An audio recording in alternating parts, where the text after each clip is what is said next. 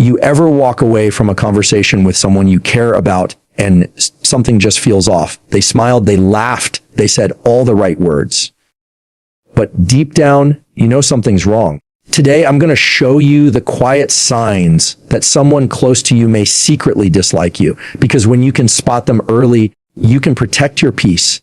And that's worth more than any fake friendship. You ever notice how some people are all about you until you actually need something from them? It's like they've got this invisible contract in their head. They're happy to be around when things are light, easy, and convenient. But the moment there's weight involved, the moment you need them to show up, suddenly they're busy, unavailable, or they hit you with that, "Oh man, I wish I could" line. That's what I mean by support feeling conditional.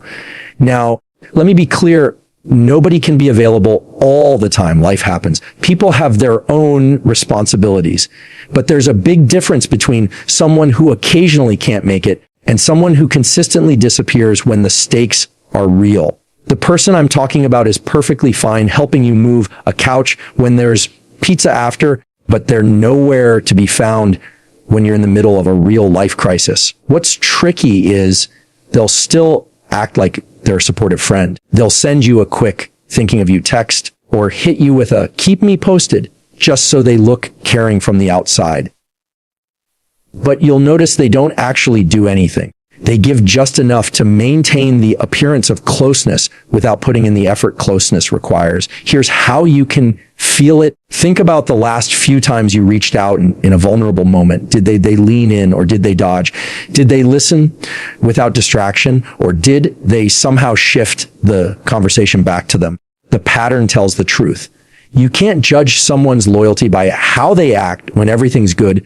You judge it by how they respond when things get messy. And let's be honest, it's not just about big life events. It's about the little moments too.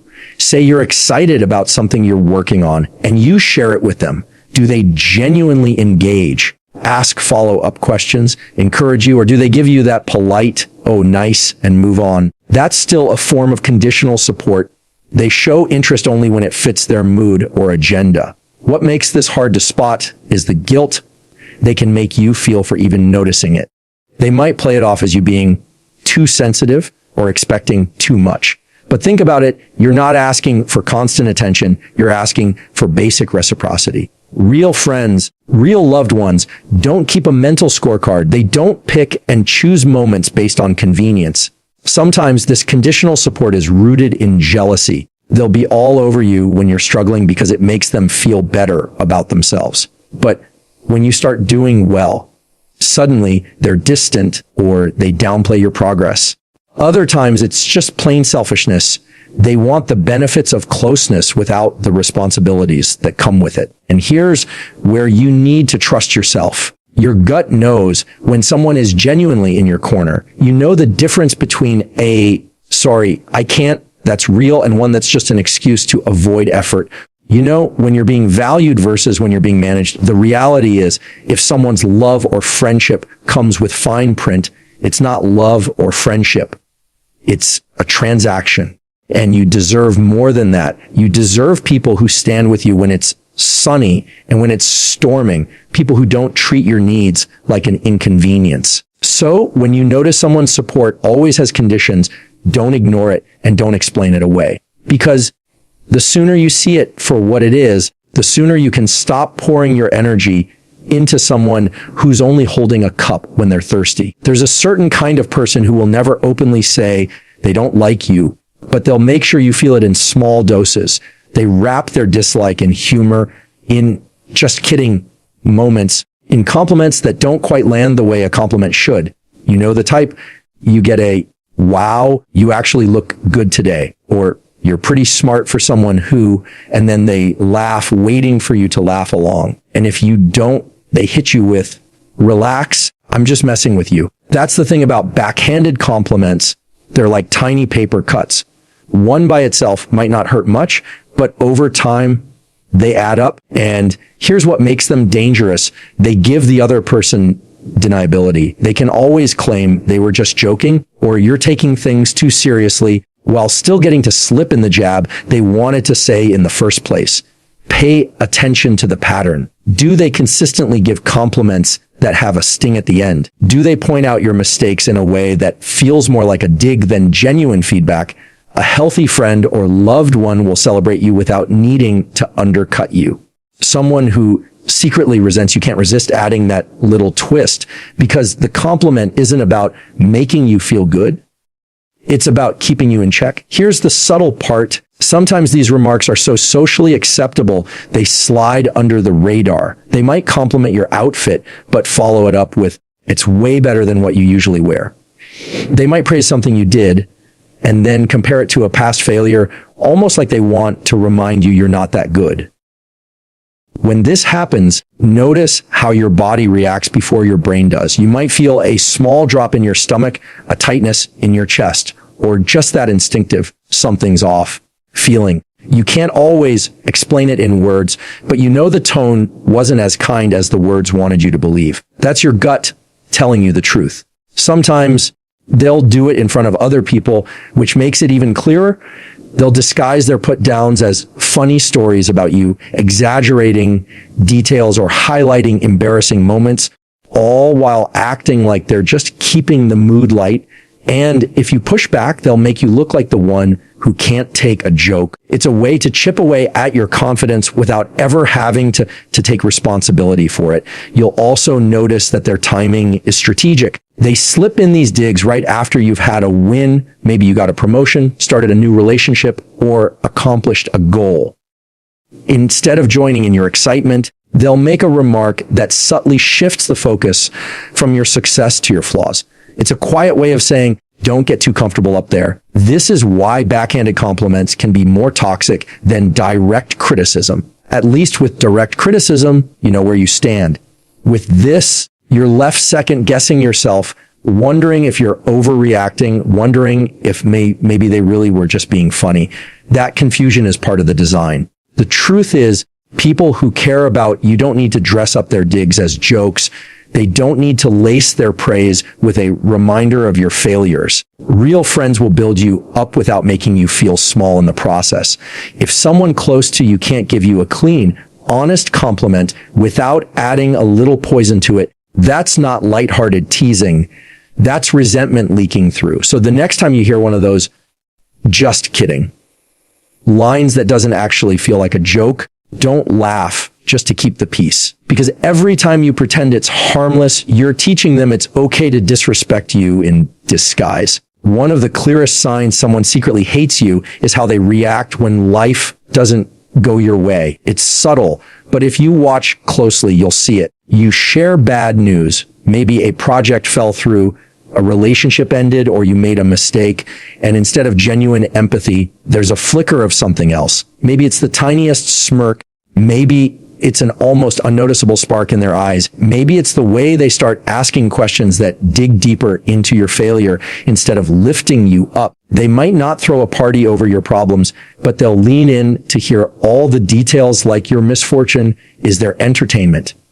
They'll mask it well. Sometimes they'll even say all the right words. "That's so tough." Or, "I'm sorry you're going through that." But the tone doesn't match the words. There's no warmth behind it, no real concern. It's more like they're checking a box so they don't look bad. And if you pay attention, you'll notice they have more energy in conversations about your setbacks than they do in conversations about your successes. Here's the thing. Real friends, real loved ones, they're with you when you're up and when you're down. They're not jealous of your wins, and they're not secretly pleased by your losses.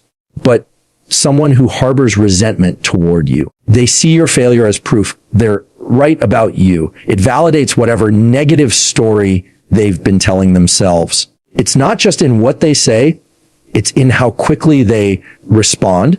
If you're struggling, they might suddenly become available to talk, even when they normally don't have time. They're eager now because your low moment puts you in a position they're comfortable with. It makes them feel a little taller without them having to climb. Sometimes it's even more obvious. They'll drop phrases like, "Well, that's life," or "Gwis, you learned your lesson," almost as if they're happy you got knocked down a peg. And in those moments, you realize their version of support isn't about lifting you up. It's about watching you get humbled.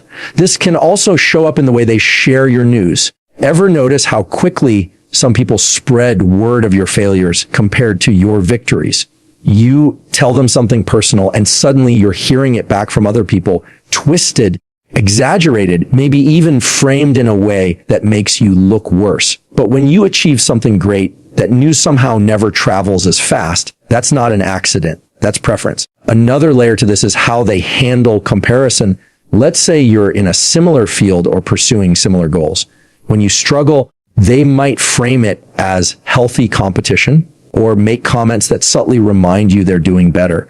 When you succeed, they find ways to poke holes in it. But when you fail, they're full of advice, even if it's condescending. It's not guidance meant to help you grow. It's guidance meant to keep you where you are. This is why it's so important to watch people's energy, not just their words. Anyone can send a "hope you're okay" text, but who actually shows up with genuine concern without using your pain as a private victory? Who's there to encourage you without slipping in an "I told you so"? The truth is, when someone celebrates your setbacks, even quietly, even secretly, they've already decided they don't want you to win. And if they don't want you to win, they're not really on your team. You might share laughs, memories, and time with them, but underneath it, there's a layer of satisfaction every time you stumble. And that's not someone you can trust with your future. Because if your failure makes them happy, your success will always make them miserable. One of the most telling signs someone secretly dislikes you is how they handle including you in their world. Or more accurately, how they don't. You start to notice little patterns, group hangouts you weren't told about, conversations that go quiet the second you walk inside, jokes that everyone else gets except you. At first, you might brush it off as bad timing. Maybe they forgot to invite you. Maybe you just happened to miss the conversation. But when it happens again and again, it's not an accident. It's intentional. The thing about subtle exclusion is that it rarely looks aggressive from the outside. They won't blatantly say, "We didn't want you there." Instead, they'll leave just enough doubt so you question yourself. "Oh, it was last minute." Or, "I didn't think you'd want to come." Or, "It was just a small thing, nothing big."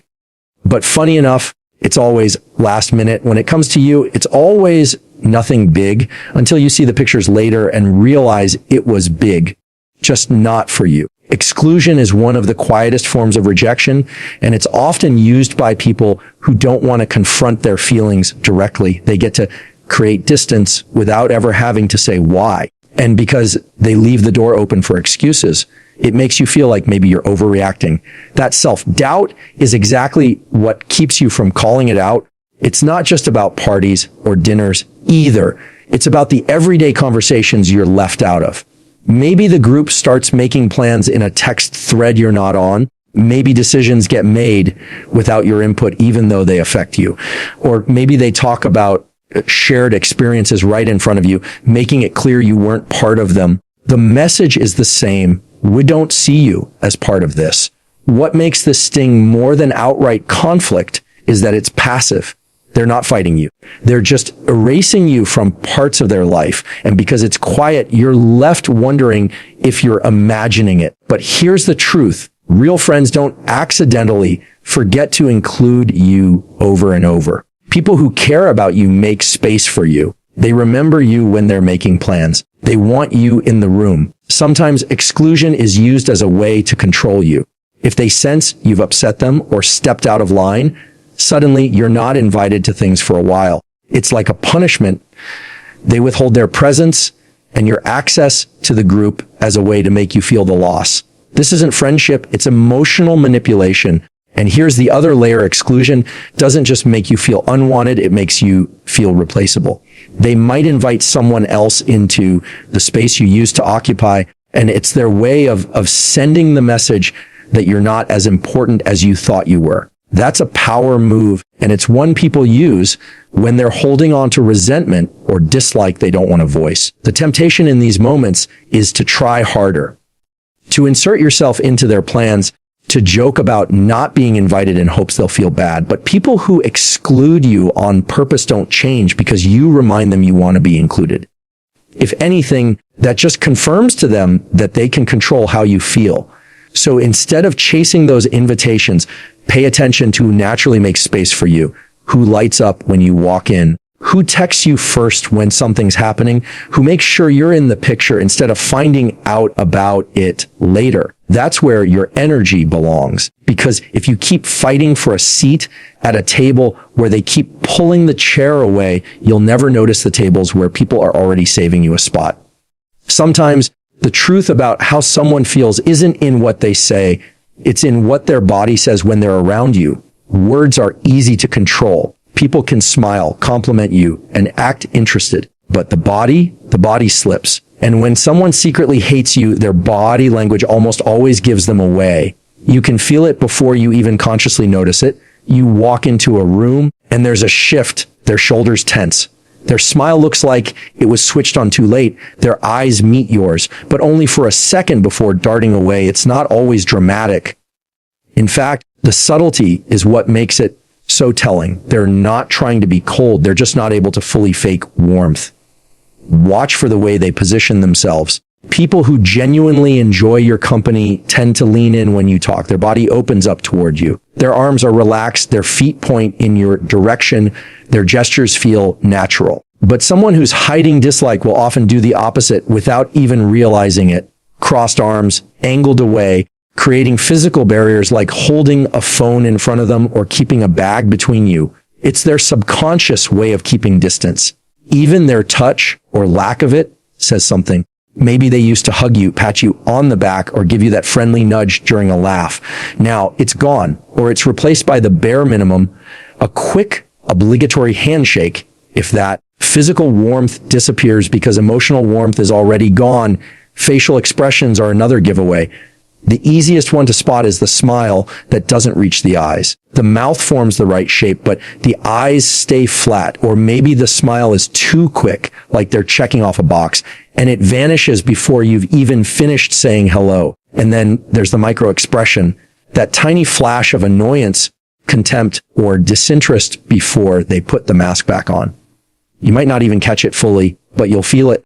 Tone of voice is part of body language too. Even when the words are neutral, the delivery changes. The pitch might be slightly higher, the pace quicker, or the emphasis just a bit off. It's the kind of thing you pick up on when you know someone well. You've heard their genuine voice enough times to recognize when it's missing. Here's the thing. One-off moment doesn't mean someone hates you. People have bad days, get distracted, feel stressed. But when these signals become consistent, when they show up every time you're around, that's when it starts telling the real story. Sometimes they overcompensate. If they're worried their true feelings might show, they might try too hard. Extra wide smiles, exaggerated enthusiasm, bigger gestures than necessary. It's like they're performing friendship instead of living it. And the performance feels off. It's not something you can always explain logically, but you can sense when the energy doesn't match the words. This is why trusting your instincts matters. We're wired to pick up on nonverbal cues long before we can articulate them. If you keep leaving interactions feeling like something's wrong, if you notice your own body tensing up in response to theirs, pay attention. Your nervous system often catches what your brain wants to dismiss. And here's the hard truth. When someone's body language is consistently closed off, when their tone stays flat, when the warmth feels forced, it's because they don't want to be as close to you as they once were, or as close as they pretend to be. They may never admit it out loud, but their body already has, because you can fake a smile, but you can't fake connection. At the end of the day, the signs are never as hidden as we want to believe. Conditional support, backhanded compliments, quiet celebrations of your setbacks, subtle exclusion, and body language that tells the truth. They all add up, and once you see them, you can't unsee them. The point isn't to live paranoid, dissecting every interaction. It's to stop giving unlimited access to people who've already shown you they don't value it. Protect your energy. Surround yourself with the ones who show up, lift you higher, and want to see you win. Because life's too short to keep handing your heart to people who are secretly rooting against it.